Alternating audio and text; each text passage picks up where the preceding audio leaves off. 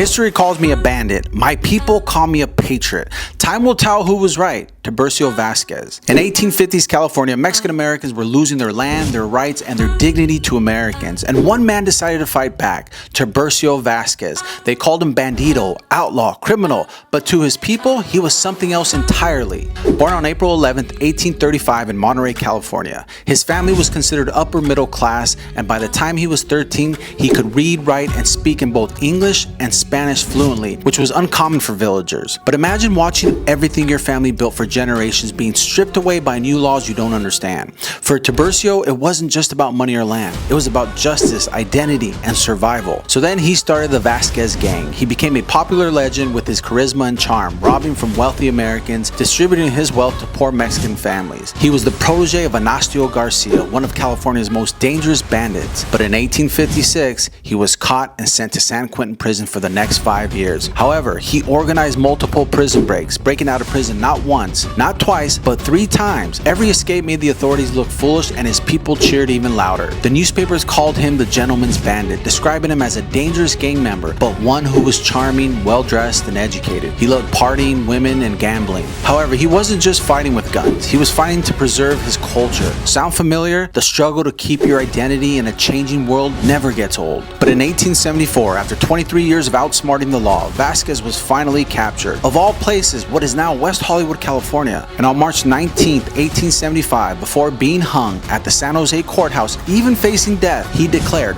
"I am not a robber. I am a defender of my people's rights." Remember that. Today's schools, parks, hospitals bear his name.